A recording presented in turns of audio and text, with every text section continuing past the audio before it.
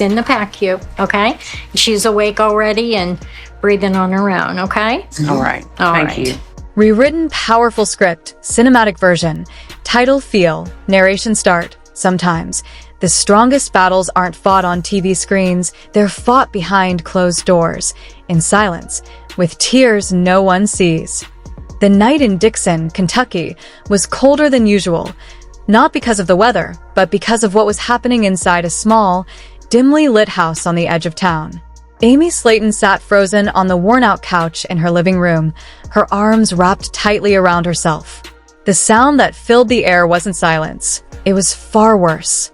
It was the piercing cries of her infant, echoing through the walls like a desperate plea for help. Tears streamed down Amy's cheeks, but she didn't wipe them away. She couldn't move. She couldn't breathe. Just moments earlier, her husband Brian Lovehorn had stormed out of the house after yet another explosive argument. Doors slammed, footsteps faded, and then quiet. But the damage had already been done. Amy had seen something no mother should ever witness. Her husband yelling at their baby. Her husband losing control. Her husband striking their child when the crying wouldn't stop. That moment shattered her. Amy Slaton had faced pain before. Years of struggling with her weight, health scares, public judgment, and constant criticism on reality television. But nothing came close to this. She pressed her hand against her mouth, her voice breaking into a whisper. This is unacceptable. My child is not to be touched by anyone. Nobody. Her hands shook as she reached for her phone. The call that changed everything. Tammy answered on the second ring. Tammy immediately heard it. The tremble in her sister's voice, the fear she couldn't hide. I can't take this anymore, Tammy, Amy whispered. He's hurting the baby. I'm scared. There was a pause. Then Tammy's voice hardened. Listen to me, Amy. Pack your things. You and the baby are coming here tonight. This ends now. Tammy didn't yell, but her anger was clear. This isn't just about you anymore. First thing in the morning, we're going to the police. Amy nodded, even though Tammy couldn't see her. For the first time that night, she felt something other than fear. She felt resolve. The escape with shaking hands, Amy packed only what mattered. A few clothes. A blanket. Her baby's favorite toy. Every sound in the house felt louder than usual. Every shadow felt threatening. She knew this was the hardest decision she had ever made, but also the most important. She wasn't running away.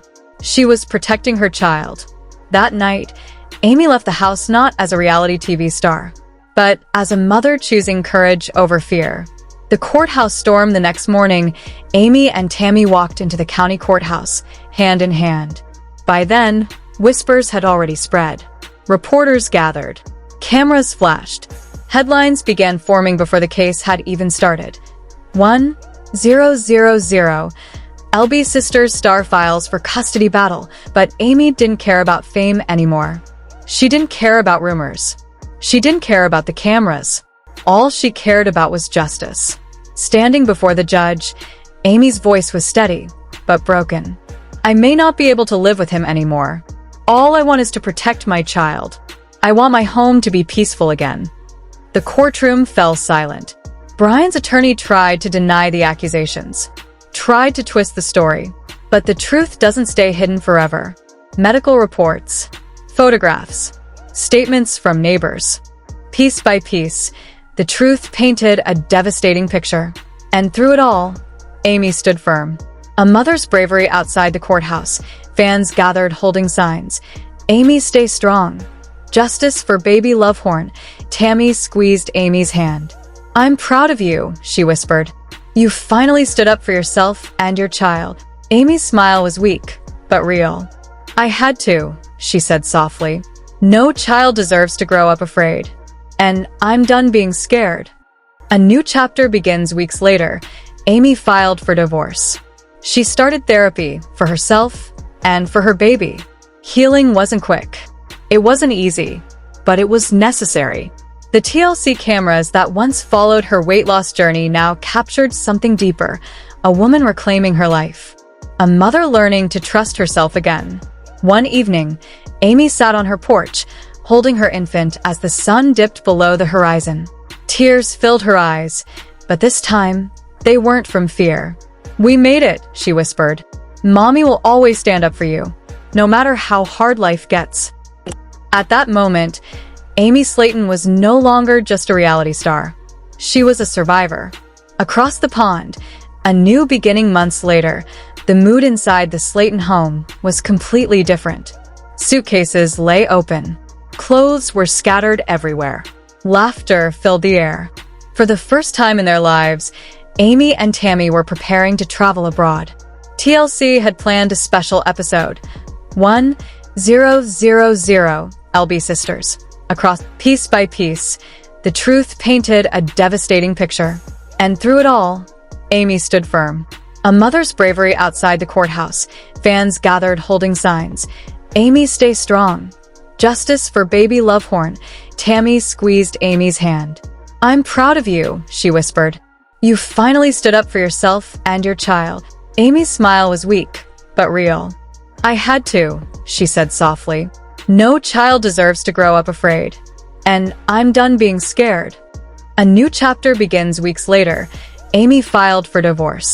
She started therapy for herself and for her baby. Healing wasn't quick. It wasn't easy, but it was necessary. The TLC cameras that once followed her weight loss journey now captured something deeper, a woman reclaiming her life, a mother learning to trust herself again.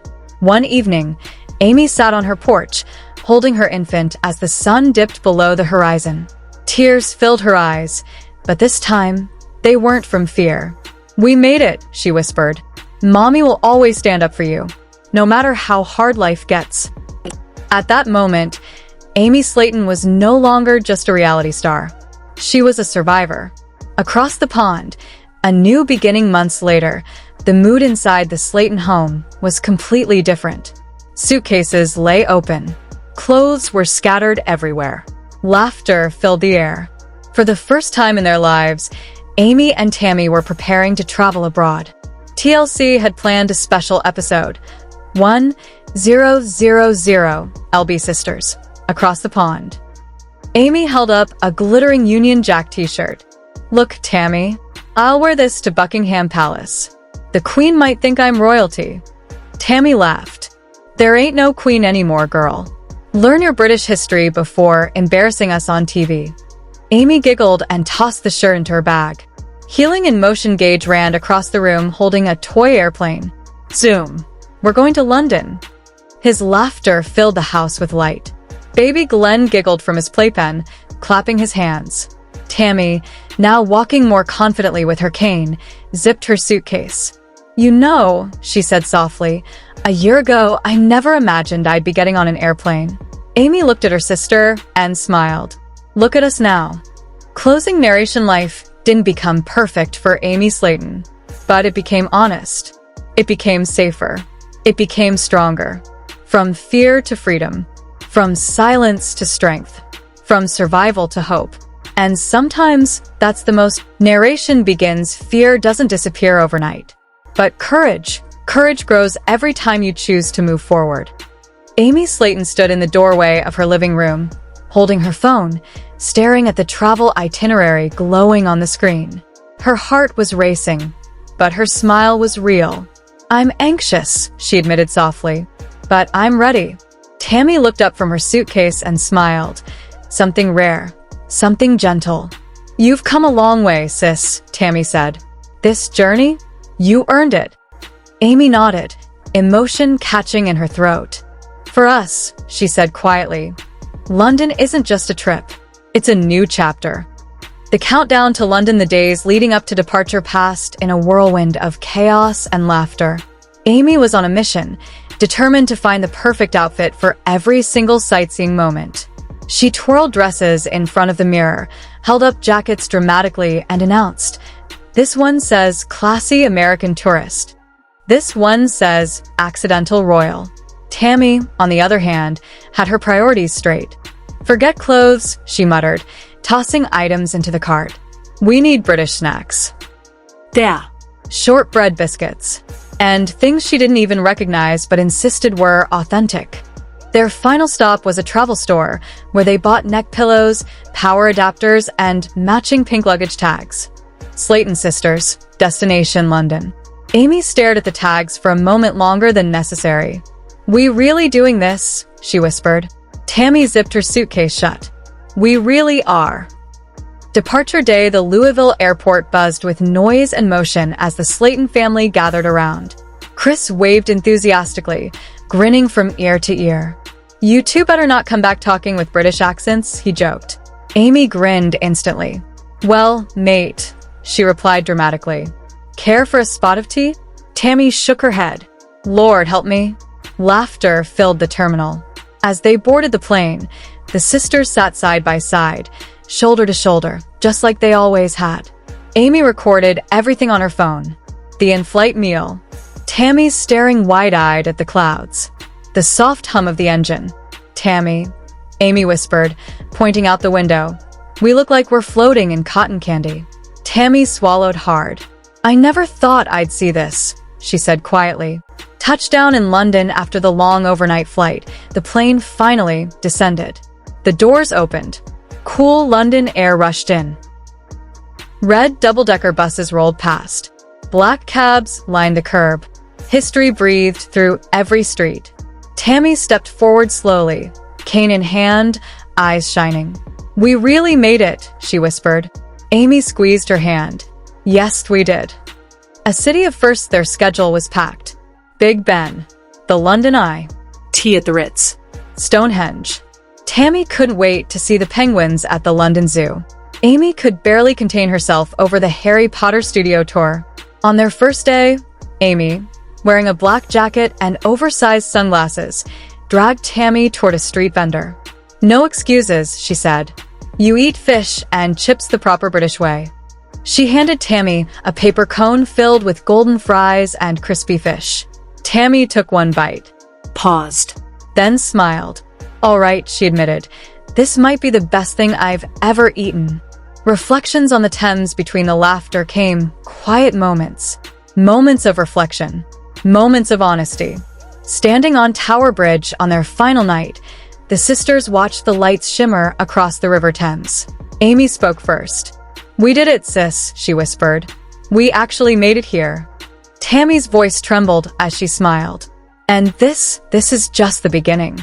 Hand in hand, they walked forward as the camera slowly pulled away. Two sisters. Two survivors. Finding freedom in the heart of London. End scene next time on 1000 LB Sisters. Amy attempts to curtsy at Buckingham Palace, with disastrous results. Tammy tries to follow, and nearly loses her balance.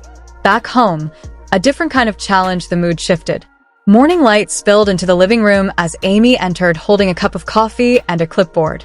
"All right, sis," she said cheerfully. "Big day today." Tammy eyed her suspiciously. "What now?" "We're interviewing nurses," Amy smiled. "And I want you on your best behavior." Tammy crossed her arms.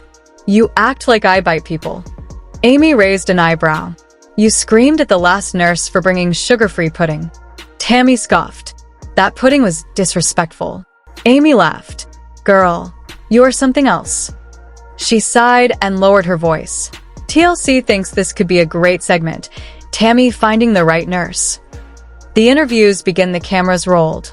The first candidate, Linda, entered, calm, warm, and confident. "So, Tammy," Linda asked gently, "what qualities do you want in—" Tammy paused. "I want someone who listens," she said slowly. "Not someone who treats me like a chore." Linda nodded. "That's fair. And your goals?" Tammy took a breath. "I'm trying to walk more. One day, I want to move without the chair." Amy watched silently, eyes glistening. For the first time, Tammy sounded serious about her future. Not the right fit. Next came Derek, young, energetic, and overflowing with confidence. "I'm all about positivity," he said enthusiastically. "We'll do meditation, meal planning, light exercise." Tammy interrupted him. "Meditation?" The crew stifled laughter. "I'm trying to breathe after 10 feet of walking," she said flatly. "I don't need meditation." Amy snorted. Derek shifted awkwardly. So, no meditation? Start by letting me eat breakfast without a lecture, Tammy replied. Exhausted but determined by afternoon, Tammy was drained. 5 candidates. 2 quiet. 2 bossy. 1 obsessed with essential oils. Tammy leaned back, exhausted. This is harder than weight loss, she muttered. Amy sat beside her and squeezed her hand. We'll find the right one, she said gently. We always do. Tammy looked at her sister, really looked at her. And for the first time in a long time, she believed it. Closing narration, growth isn't just about losing weight. Sometimes it's about learning who to trust, who to let in, and who will walk beside you when things get hard. The Slaton sisters weren't perfect. Rewritten cinematic script, 2,000 plus words. Narration begins sometimes. Change doesn't arrive loudly. It walks in quietly, sits beside you, and reminds you that you are capable of more. The nurse who changed everything, Tammy, was already exhausted. 5 interviews. 5 disappointments. Her shoulders slumped as she leaned back in her chair, convinced that this search, like so many others, would end in frustration. Just then, the door opened. The final nurse stepped inside. Her name was Nia. She was in her early 30s, confident yet calm, with a presence that felt steady rather than overwhelming. She didn't rush. She didn't force a smile. She simply met Tammy's eyes. "Hello, Tammy," Nia said warmly. "I've watched your journey." Tammy blinked, surprised. "You watched the show?" Nia nodded gently. Ida. "And whether you realize it or not, you've come a long way." Something shifted. Tammy wasn't used to being seen like that. "I don't think you need just a nurse," Nia continued. "I think you need a teammate. Someone who pushes you when you're strong and understands you when you're not." For the first time that day, Tammy smiled. "A real one." "That's exactly it," she said quietly. "You get it." Amy leaned forward in her chair, whispering under her breath. When the cameras stopped rolling, Tammy turned to Amy. "I think this could actually work," she admitted. "I liked her." Amy smiled softly. "Told you. An open mind brings good things." Tammy exhaled deeply. Maybe I can help myself too. If she can help me walk again." Outside, the autumn sun dipped low, flooding the room with golden light. After years of setbacks, something felt different. This wasn't another false start. This was the beginning. A quiet promise as the crew packed up, Amy whispered to them with a knowing grin. "Y'all better get ready.